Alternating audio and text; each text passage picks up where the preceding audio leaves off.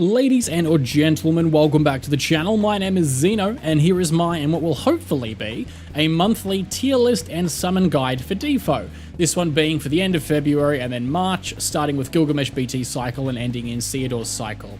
So these lists are going to be created with the idea in mind that we are on average given enough gems to pity 1 LD per month and enough tickets to use on at least 1 to 2 other banners. I'll be trying to help you get the best units for your resources spent to guarantee you have the roster to tackle all content. If you have favorite units, of course, summon at your own discretion, at your own will, but keep in mind that if you have multiple favorites per month, you may have to pick and choose or risk mything both of them. So don't be impatient and be sensible. Always budget to the worst case scenario possible, because anything left over will be then a bonus and goes towards future banners. And of course, remember that DFFOO is a gacha game. It's designed to prey on your wallet and resources and FOMO. Learn to live with it or play something else. We all get really good and really bad luck. It's just how the game's designed. I can only give you advice on how to best combat the system, not beat it or cheat it, because you can only do that with spending real money. So these lists are also purely my personal opinion with my 2 years of playing the game.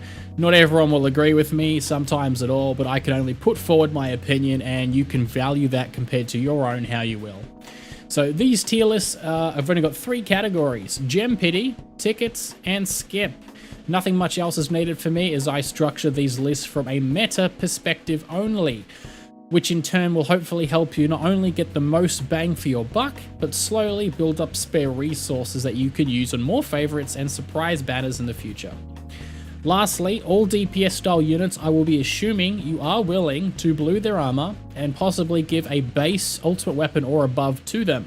Full investment is needed on DPS units to maximize them. Do not bother pulling a DPS unit if you are not going to invest or at least their blue armor minimum. So with all that explaining garbage out of the way, let's jump into it. But before we do, remember to like the video, sub if you're new, and if you'd like more videos, I'd love to have you along for the ride. So this monthly tier list has 9 guaranteed banners, subject to change to actually 10, depending on when the start dash banner lands, if it lands at all. I will be including that banner, and if it doesn't arrive before the next Squex community live stream, I'll add it again to next month and weigh the options again then. For Zack's BT plus Cycle and Divine Leviathan, it's not included because it does not have a firm date in March, so that will be on next month's list before anybody ats me in the comment section.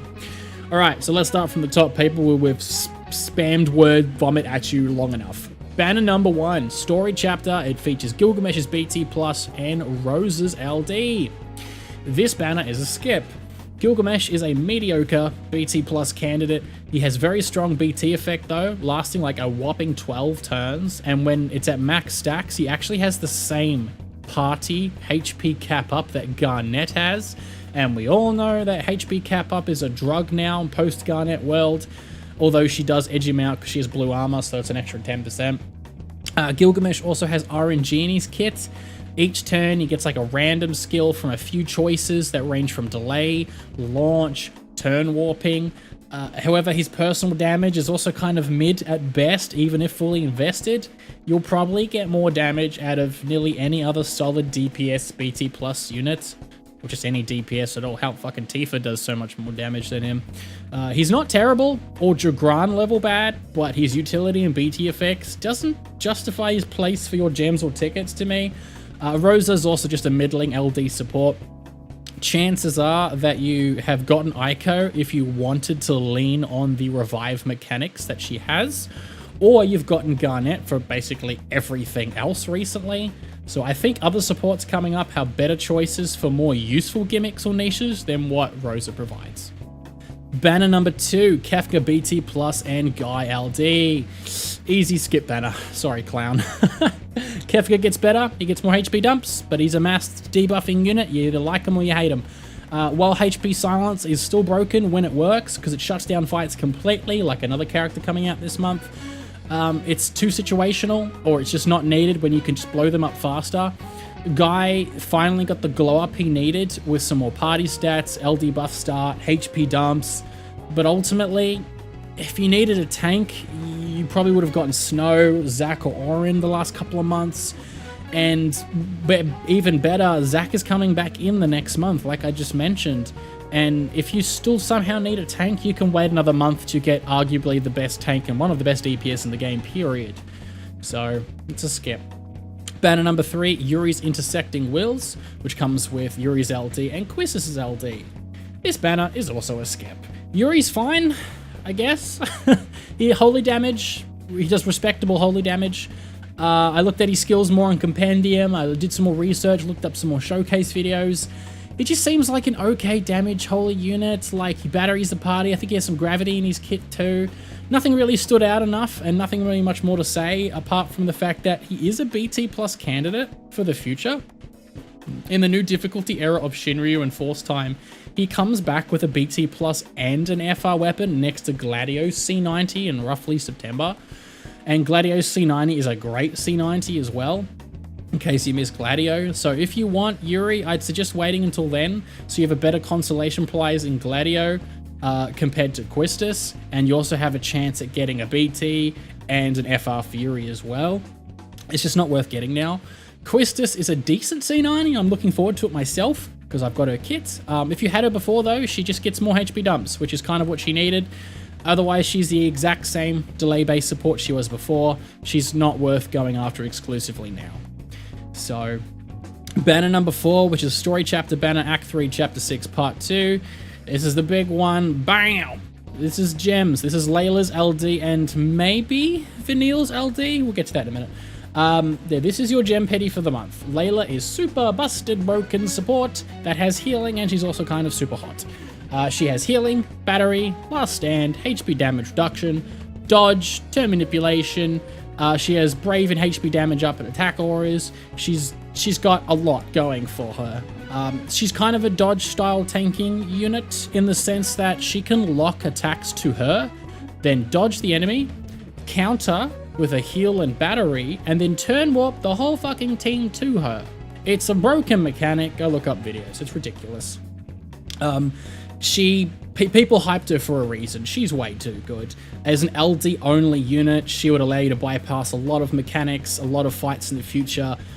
She'll be good for older fights. She'll help you survive longer, and she fits well into a lot of teams as a third slot. And she's got thunder damage in her kit, so hey, if you like to run Garnet, which basically everyone does now, Garnet will make sure she's always cap and damage, or she does a lot more damage as well with her elemental weakness stuff. So she's real good. She's real good.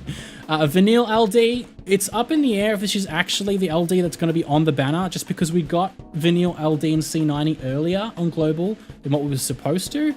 So, regardless though, she's low to mid. Like, I'm a massive Final Fantasy 13 fan, and I've got Vanille Blue Armored. When I don't run Garnet, I give her the ultimate weapon staff that I have, but her Dispel and Defense down isn't nearly as useful as it is on paper for theory crafting.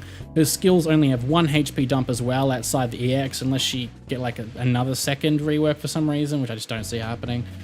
Beatrix is coming up in the same month, and we're going to talk about her in a bit as well. She's a much better dispelling unit who's vastly superior to right now. So if you're summoning for Layla, you're only summoning for Layla on this banner, and if you manage to miss getting Vanille, assuming that she is the second unit, you won't feel bad that you missed her anyway. So that concludes Gilgamesh's BT plus cycle. Now I suggested that you skip his LD. If you get lucky summoning for Layla or any free multis we get and nab the BT, I still think he should sit on the bench. Wasting resources to round out his kit for a unit that you will not use and gets overshadowed by his former and future BT pluses, it's just not worth wasting your precious resources over. So do not go back to his banner to get his LD if you get his BT. Just hang on to it for the future reworks and banners, just leave it locked in your inventory. Banner number 5, start of the Ceodore's BT plus cycle, which is Ceodore LD and BT with Cyan LD.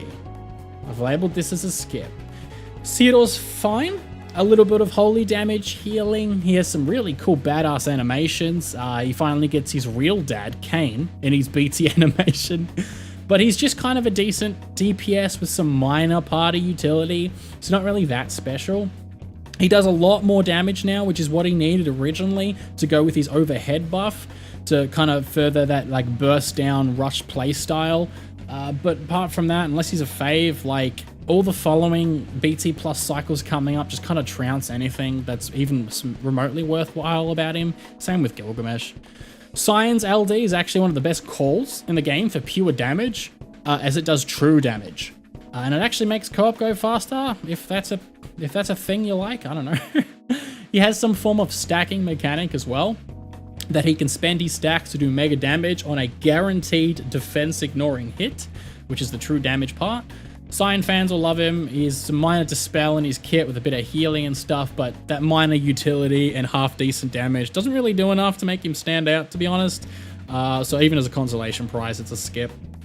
Banner number 6, which is Titus's BT plus and Ignis's LD. And this breaks my heart. Sadly, it is a skip. Ignis C90 is actually quite decent, and it's a rare fire party enchant unit. I think the only one in the game in the future would be Lulu. So he has auras and the healing. He's got some turn manipulation on his EX, which everyone in this fucking whole month for some reason has turn manipulation. But that's about kind of it. Like, he's just, you know, and he has debuff evasion too, but again, it's just like, you know. Titus is super strong BT+. Spoilers for my pool plans for that cycle. When I make the video later, I will be greening Titus myself, but that's because he's a personal favorite, and I already have his BT from last year, and his armor's already blue from last year. So, like, for me, it's great, because I'm not really investing summoning to BT+ him. But if you're missing Titus, he comes back around as one of the very early FRs when Shinryu starts and gets another rework, which turns it into an absolute god DPS unit. It is much better to summon for Titus later, could also get his FR if you're missing his full kit, than to try and chase it now. Banner number 7, COD BT plus, Kate Sith LD. That's just, it's a skip. It's another easy skip. This is like the 3rd time Cloud of Darkness has come back. If you wanted her, you probably already had her. If you missed her, wait till her future FR and rework. She gets some real spicy shit later on. She's a very strong magic delayed DPS unit. But for now, her and both Kate Sith are kind of mid. Kate Sith's a bit outdated. His damage is way too low. His coal's still half decent and I use it, but it's definitely not worth chasing now at all. Banner number 8, Rem's Intersecting Worlds, which is Rem's LD and Cypher's LD. Oh, bam! It's a ticket! Finally, we can use those blasted tickets we've been hoarding all video. Rem is an absolute fantastic turn manipulation unit. Again, turn manipulation units this month. She has an insane amount of longevity and turn swap skills because she gets free skills after every EX. Her personal damage is much, much higher now. She has follow-up damage on anything she does, including like AAs and instant turn attacks. She has lots of healing, burst healing. She has auras. She's got Brave Gain. Her turn swap gimmick is seriously strong in the right player's hands and for the right units. Well, let's just take Mark in a BT plus for example. He's a recent character that a lot of people summon for. He's BT plus. He delays himself when he uses his HP attack. Rem's just like, hey, I got you, bro, and brings him right back up to start murdering things dead in the face. So it's really good in certain team comps, that turn swapping, just giving people constant turns back to back to back. It's really strong. Cypher, his C90 is really strong too, to be honest. He's still probably the best consistent AoE delay unit, and he has some real decent damage now if you invest in him. So between turn swapping, support with auras, healing, damage, Brave Gain, and an AoE delayer, assuming you can hit the Lufenia or both of these units, even in the same team, will make sure bosses barely ever get turns. So both of these units have a good enough niche or gimmick that I think it's worth trying to get one of them, although I think Rem is a superior choice. This is also the banner I suggest going after CO's BT if you were chasing him. Banner number 9, Boss Rush with Fang LD and Beatrix LD. Bam! This is your 2nd ticket banner. Fang becomes a far better launch and debuff style unit. In the right teams, Fang will be like a monster stall kind of unit. Her new debuff from her LD gives 40% Brave and HP damage up, so everyone's going to hit a lot harder on the boss when it's on the boss. And it also paralyzes them completely. But it's a unique paralyze, and it's framed, so it bypasses anything that has paralysis resistance, because it's a unique named one. But the debuff does actually go down by 1 each time the boss gets attacked, and it only has like, I think, 4 turns. So, but in the right hands, the bosses will never be able to act, and it can completely break fights. because the bosses can't act, period. It's not like Kefka's HP Silence where they can't do HP attacks. This is you cannot act at all. So this, in the right hands, like I said, this can break fights completely. So I think it's really strong. Beatrix also gets a great Xeno. She gets more damage and HP dumps, what she needed. Her special HP protection buff from her EX, which makes all damage received until Beatrix's next turn 0, is now instant turn. So she can use it and then use another actual skill to help charge up her EX, so you can get that buff again in the future. That's a really nice touch. She has healing, defense, follow-up damage, off-turn damage, that dispels buffs, batteries the party. She's probably going to be your best dispelling unit if you needed one going forward. So this banner has 2 niches that I think are worthy picking up for your roster to round out some holes you may be missing. So that's why I say tickets for this. Finally, the Start Dash banner. Cloud, Squall, Lightning, BT+, with Cloud and Squall both getting another rework, finally. Sadly, this is a skip, and this fucking hurts my soul. Lightning's real bad. Trust me, I have Lightning Green, Blue Armor, Ultimate Weapon, because she's a favorite. She's really quite terrible.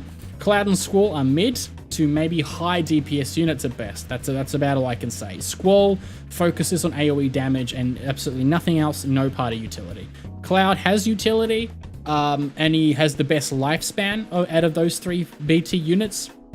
His BT phase being non-stop launch damage, delay. He's got the strongest type of BT finisher move available in the game, and it scales absurdly well, especially in FR time because of the amount of hits it does, and if you read it, it's kind of ridiculous how well it scales. So, but as the 3 BT kits are on this banner, even throwing tickets is a bad choice, as you have less chances to get the one of the 3 you want compared to the usual 2. So that's it. That's my non-biased as possible selection of skips, summons, and general advice from a more meta perspective, giving you a clear-cut, non-fence-sitting option of what I would do if I was only summoning to beat content and get the best there is. As this was my first one, I'll probably aim to improve these videos going forward and cut them down because I feel like this was a really long recording, so I apologize, but we'll get there. But yeah, any feedback, positive or negative, throw it in the comment section down below. I'd really greatly appreciate that. So, but to summarize in short, you gem Layla's banner because she's ridiculous, ticket Rem's LD and Fang's LD banners, or at least one of them, depending on how your ticket luck goes, and whichever one suits your roster needs more. So, all 4 of those LDs are honestly fantastic. So remember to like, sub, comment down below what you think you are doing for the full month ahead. I'd love to know, and look forward to my personal pool plans and what I'm going to be doing with my resources. So, hope you guys found the video informative and helpful nonetheless. Hope you guys are having a fan-freaking-tastic day as always. Remember to join the Discord so I can chat to you there. And yeah, that's about it. So thank you all so much for watching. And as always, my name is Xeno. And you guys take care now.